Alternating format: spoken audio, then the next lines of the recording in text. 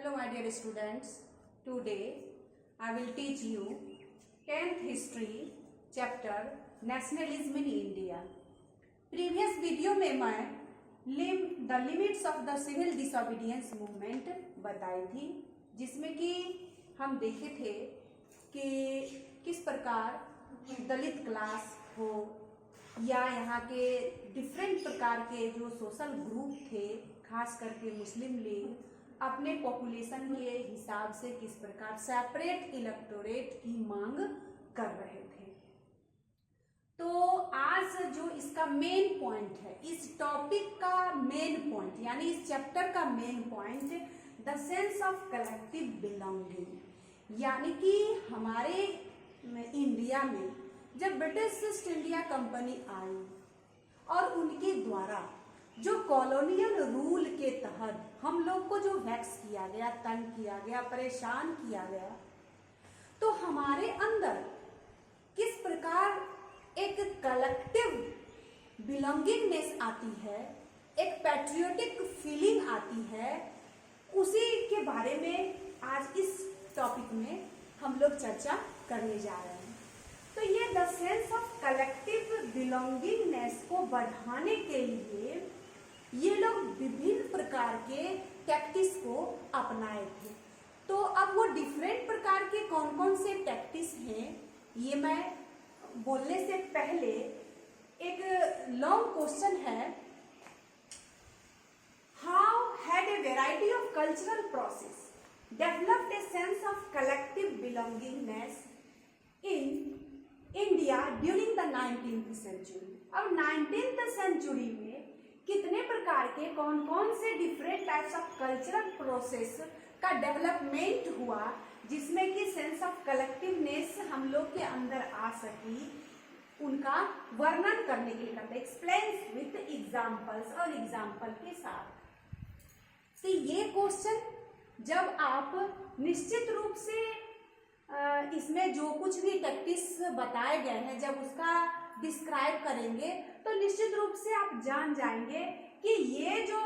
Cultural process है उसमें किस प्रकार ए सेंस ऑफ कलेक्टिवनेस या बिलोंगिंगनेस लाया जाता है। तो फर्स्ट पॉइंट है experience of United struggle. First जो इसमें टॉपिक है एक्सपीरियंस ऑफ यूनाइटेड स्ट्रगल, यानी कि यहाँ पे जितने भी स्ट्रगल किए जाते थे वो यूनिटी में यूनाइटेड होकर के, क्यों? क्योंकि ताकि यहाँ से जो कॉलोनियल गवर्नमेंट है हम लोग के अपराइजिंग को या हम लोग के रिवोल्यूशन को देख करके वो डर सके। तो यहाँ पे जितने भी स्ट्रगल किए जाते थे वो एक सामूहिक रूप से। फिर आप इसमें जो सेकेंड पॉइंट है वो आपको है हिस्ट्री एंड फिक्शन, यानी हिस्ट्री और फिक्शन के माध्यम से भी यहाँ के जो डिफरेंट प्रकार के जो सोशल ग्रुप के लोग थे, जिसको रिफॉर्मर्स भी बोलते हैं या रिवोल्यूशनरीज भी बोलते हैं, उनके माध्यम से जन जन में इस बात को फैला रहे थे कि हमारे जो एंसेस्टर्स थे या हमारे जो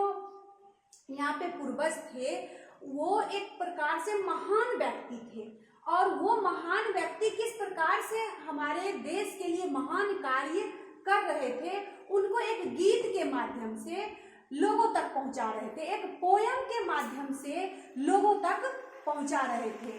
और इस गीत जैसे फोकलोर या फोक सॉन्ग के माध्यम से लोगों के अंदर एक नेशनलिज्म की फीलिंग्स को बढ़ावा दे रहे थे। अब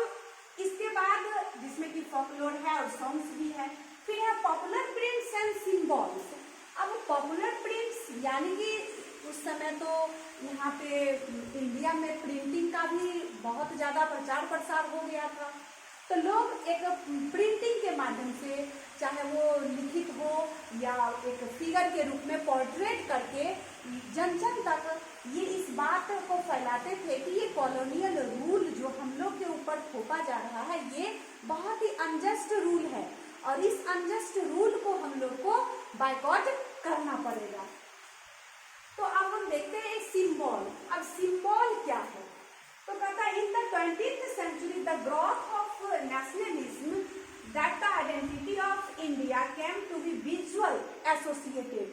यानी कि नेशन को एक विजुअल रूप में आकार प्रकार प्रदान करने के लिए जो इमेज बनाई गई थी भारत माता का, वो सबसे पहले बनाई गई थी आपको अवनींद्रनाथ टैगोर के द्वारा। एक भारत माता का जो भारत माता के बारे में जो सॉन्ग्स बनाया गया था, ये गाया गया था, वो बंकिम चंद्र चट्टोपाध्याय के द्वारा 1870 में। तो वंदे मातरम जो गीत है वो आपको एक भारत माता का एक अंकित रूप, यानी कि ये नहीं कि इस भारत माता के फिगर से या जो भी फिगर पोर्ट्रेट किया रहता है वो एक प्रकार से ये नहीं हम सिंबल में जानेंगे कि यही एक भारत माता कभी थी और आज नहीं है, सो बात नहीं है। यहाँ भारत माता का वैसा फिगर है जो हम एक प्रकार से इमेज करके बनाए हैं, न कभी थी और न कभी है, यानी उस प्रकार का फिगर एक हम लोग इमेज करके बनाए गए थे। तो ये जो वंदे मातरम गाया गया था हिंदी, इनके द्वारा बंकिम चंद्र चट्टोपाध्याय के द्वारा, तो बाद में ये अपने एक नॉवेल आनंद मठ में भी इनको शामिल किए थे। और यही गीत जो खास करके स्वदेशी मूवमेंट जो बंगाल में हुई थी उसमें बहुत चर्चित विषय बनी हुई थी। फिर भारत माता की जो फिगर का जो पेंटिंग हुई थी अवनींद्रनाथ टैगोर के द्वारा, उसमें एक एशियाटिक फिगर के रूप में उनको दिखाया गया था, जिसमें काम, कंपोज, डिवाइन एंड स्पिरिचुअल रूप में उनको बताया गया था। और कल के वीडियो में मैं किस प्रकार नेशनल फ्लैग को सबसे पहले पोर्ट्रेट किया गया है उसके बारे में मैं बताऊंगी। एक और जो अति आवश्यक चीज़ है बताना है, जो सेकेंड यूनिट टेस्ट में जो ऑब्जेक्टिव क्वेश्चन आप लोग को पूछा जाएगा, तो आप नेशनलिज्म इन इंडिया चैप्टर से ही रहेंगे, आप इनको याद कर लेंगे। धन्यवाद।